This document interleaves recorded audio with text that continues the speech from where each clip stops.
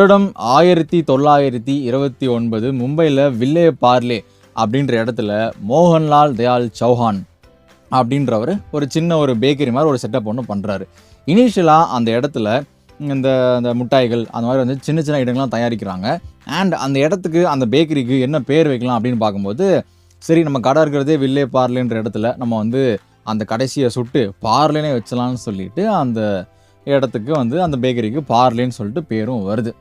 இப்போது அந்த காலகட்டம் பார்த்திங்கன்னா அந்த பிரிட்டிஷெலாம் வந்து ஆட்சி பண்ணி அந்த பிரிட்டிஷோட ப்ராடக்ட்லாம் யூஸ் பண்ண மாட்டோம், மேட் இன் இந்தியான்னு சொல்லிட்டு அந்த விஷயங்கள்லாம் ரொம்ப பாப்புலராக போயிட்டு இருந்தால் அந்த ஒரு டைம். அது மட்டும் இல்லாமல் எல்லாருமே கொஞ்சம் கொஞ்சமாக இந்த பிரிட்டிஷ் ப்ராடக்ட்ஸ்லாம் ஒமிட் பண்ணிவிட்டு இந்தியாவிலேருந்து செய்யப்பட்டதுன்னு சொல்லிட்டு அதை வந்து யூஸ் பண்ண ரொம்ப ஆரம்பித்தாங்க.